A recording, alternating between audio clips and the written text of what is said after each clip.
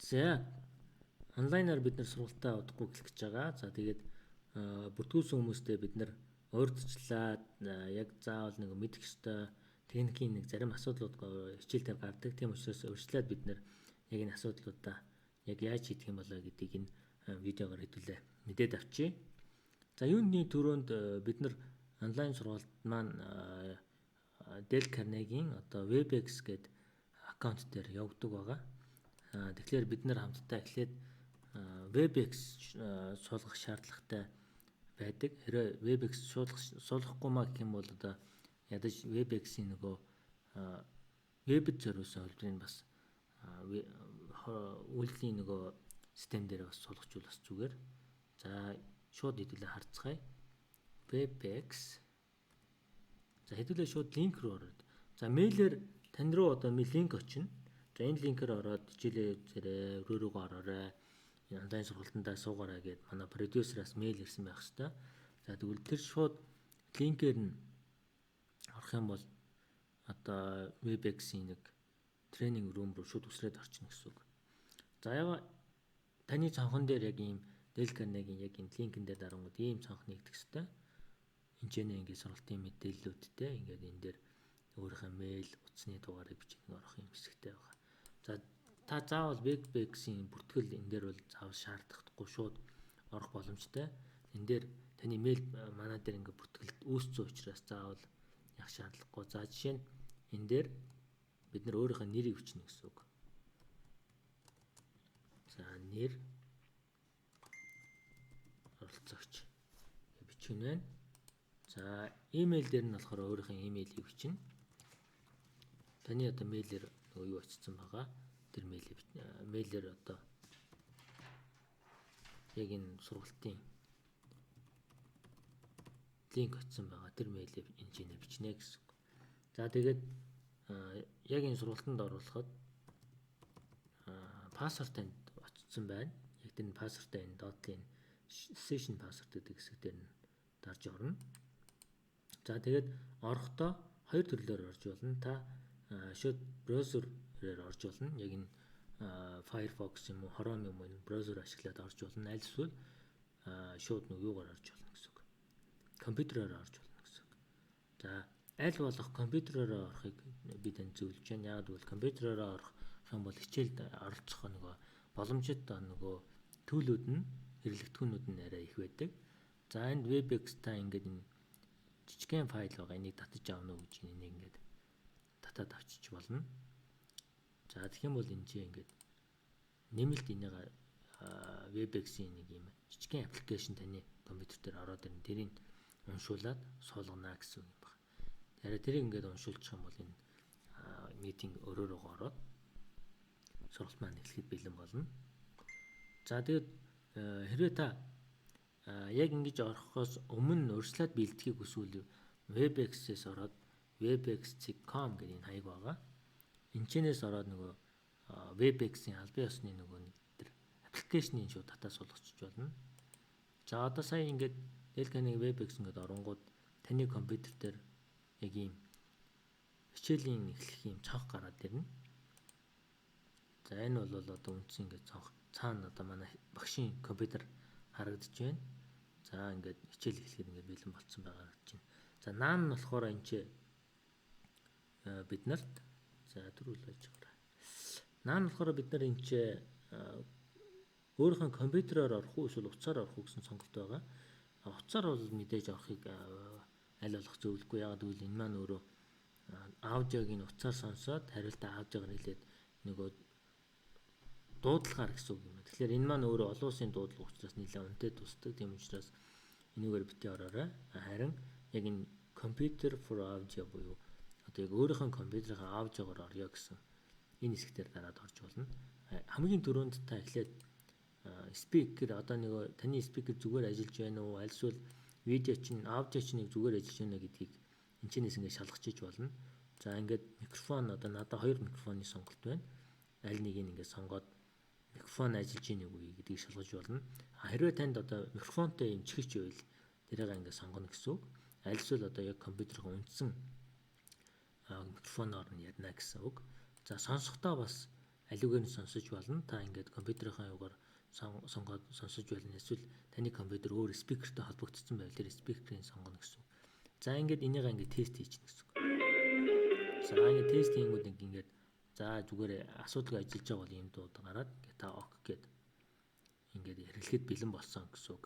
За ингээд та дууны хувьд хичээлдээ оролцоход бол энэ өрсөлдсөн одоо энэ аавж байгаа ингээд шалгасны үндсэн дээр та connect дараад ингээд хичээл рүү орно гэсэн үг юм байна. За ингээд хичээл ороод эрэнгүүд энэ дээдлийн хэсэгт панелист гэж байгаа.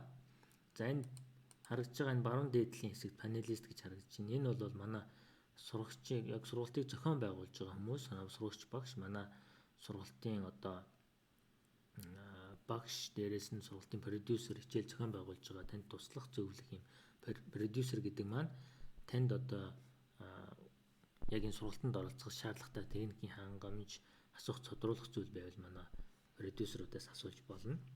За доор нь attendee гэж бас байна. Энэ болохоор манай сургалтанд одоо оролцож байгаа хүмүүс гэсэн үг. За тэгээд энэ хэсэг дээр болохоор манай сургалтын оролцогч нар энэ байна.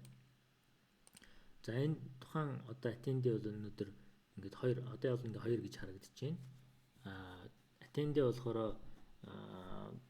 тухайн өдөр яг хэдэн оролцогч оролцож байна ингээд энэ байж гин гэсэн үг. За мөн энэ доотлын зэсний хэсэг дээр болохоор тань сургалтанд оролцож явах үед та гараа өргөөд одоо багшийн асуух зүйлээ тодруулах зүйлээ гараа өргөөд асууж болно. За мөн энэ хажуудад байгаа энэ эможи хэсгүүдээс та яг хичээлийн явцад одоо янз бүрийн нэмсэглэх ч юм уу те одоо Excel-ийн оролцоотой байгаа нэг зүйлүүдээ ингээд emotion өөрийн сэтгэл хөдлөлийн хэмжээгээр илэрхийлж болохоос гадна ямар нэгэн техникийн асуудал гарвал бас ингээд энэ анхаарлын тэмдэгтээ эможи дардаг ч юм уу төр зүр брейк авч байгаа те завсарлага авч байгаа кофе ууж байгаа ч юм уу тиймэрхүү юмнууд ингээд эможигаар тэмдэглэж болдог. За нэг дарвал ингээд чинь дахиад нэг дарвал дахиад болно гэсэн юм үг байгаа. За хэрэг танд сурвалт одоо хэтэрхий удаан байвал одоо go faster буюу илүү хурдан байна аа. Жоо хурдан яваад байна гэдэг энэ go faster icon дээр тааж болно. Хэрэг хэтэрхий бас удаан санагдаад байвал удаан явуулахыг та хүсэх юм бол go slower арай жоохон удаан ярина уу гэсэн одоо энэ сэтгэлийг энүүгээр бас илэрхийлж болно. За багш ямар нэгэн байдлаар таныг ойлгосон уу? За энэтэй санал нь хэлж гэнэ үгийнх одоо нөгөө асуултууд асуух үе та ингээд зөвсөн альсвал одоо үгүй ойлгоогүй буруу дэмжихгүй байна гэсэн энд байгаа төлөвлөлтийг бас ашиглах боломжтой байгаа. За тэгээд доод хэсэгт болохоор чатны хэсэг байгаа. Энэ чатны хэсэг дээр та зөвхөн багш нар руу муу сурвалж зохион байгуулж байгаа хүмүүс all participant гэдэг сурвалж зохион байгуулж байгаа хүмүүс рүү явуулж болно. Багш нар руу бас ингээд зөвхөн багшийг сонгоод багш руу чат бас бичиж бас болно. За хэрвээ бүх хүмүүсрүүд харагдахаар ингээд чат бичээх юм бол та all participant гэдэг энэ хэсгээр та бүгдэнд нь харагдах чат бичиж болно. Хэрвээ тухайн яг оролцогч тус бүрлөө яг энэ оролцогч руу одоо юм бичмээр байна гэвэл бас тэгж бичиж болдог. За жишээ нь манай энэ багшин дээр маус хоёроо тарангууд инх бол буян бодлох гэдэг энэ багшийн нэр байна. Энэ дээр чат гэдэг бичингүүд зөвхөн багш руу та ингээд мэдээлэл явуулах боломжтой болно, чатлах боломжтой болно гэсэн. За хичээлийн дундор маш олон асуултууд, маш олон юмнууд гарна. Тэр болгон дээр та энэ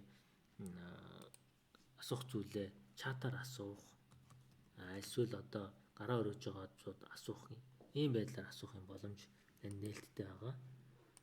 За тэгээд дараагийн хэсэг нь болохоор энэ чатны хэсэг хэтэрхий бага байгаа гэдэг энэ дээр чатны хэсгийг жоохон нэмэх, слайдын хэсэг эсвэл бас нэмж хасах юм тохиргоо энэ байдаг. За магадгүй таны хичээл явж явах үед янз бүрийн одоо нөгөө дууны асуудал тулгарх юм бол энэ дээр аудио хэсэг дээр одоо таны микрофон чинь салгах ч юм уу эсвэл чивч чинь салаад унсан үед одоо нөгөө ахиад энэнийг тест хийгээд аль нь ажиллаж байна, аль нь ажиллахгүй байна гэдгийг дахиад энэ дээр дууных асуудлыг энэ ороод шийдэж болно.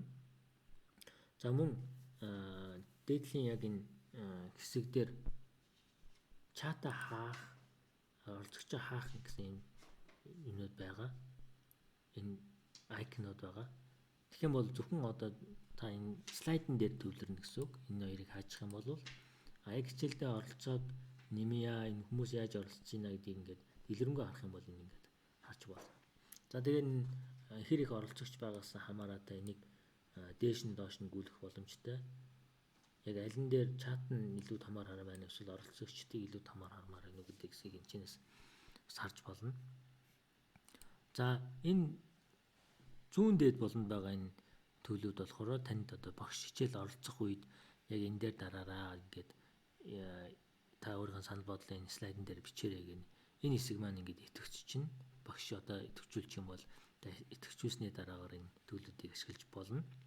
За слайдыг үзэхдээ арай том байна, арай жижиг байна гэж жижигрүүлэх, томруулах энэ төвчлөрөнд харагдаж байна. За тэгээд өөрийнхөө нэг микрофоныг та хичээл оролцож байгаа үед хаачвал их зүгээр. Яг бол маш олон оролцогч орж ирж байгаа үед ингээд микрофон нээлттэй байгаа үед маш олон шуумнууд орж ирдэг. Тийм учраас аль болох бусад оролцогчтой 9 хүн ярих үедээ та энийг нэгээд ярихгүй үед ингээд хаачиж бас энэ болдог. За видеогоо бас өөрийнхөө одоо видеог одоо вебкамыг нээж хаах төвчлөр бас энд байгаа. Вебкам асаачих юм бол таны вебкам ингээд вебкам чинь идэвхжиж чинь тэгээд ингээд харагдана гэсэн үг. Хаачих юм бол таны дүрс хаагдчихна. Таныг одоо оролцогчд бусад оролцогчд харахгүй гэсэн үг. Тэгэхээр энийг та сайн анзаарч хараарай. За тэгээд ерөнхийдөө ерөн сургалтын явцад бол яг багш түлхүү хичээлүүдийг удирдах явна. Та завсарлага авах үед нөгөө завсарлага аваад тэгээд тусдаа нэг хүмүүстэй нэг баг олж ажиллаад ингээд иймэрхүү байдлаар хичээл явагддаг учраас та яг тухайн багшийн тухайн одоо продюсер танд юу гэж ийшээ ороорой тийшээ ороорой гэх тус бүртэн одоо яг тухайн зааврын дагуу хичээлд оролцоод явах юм бол их үр дүнтэй байна. За тэгээд бид нэр өршлөөд яг хичээлийн бэлтгэл ажил танд ингээд видео бэлдэж явууллаа. Өөр танд асууж тодруулах зүйл байвал бас бидний лөө мэйлээр холбогдоод хичээлийн өмнө бас техникийн асуудлууд байвал биднэрт бас мэдэгдээрэй. Магадгүй татаж авахд асуудал байна гэж байгаа бол. За тэгээд энэ дээр бас нэг тохиргоо нөгөө webex.com гэж ороо та энэчнээс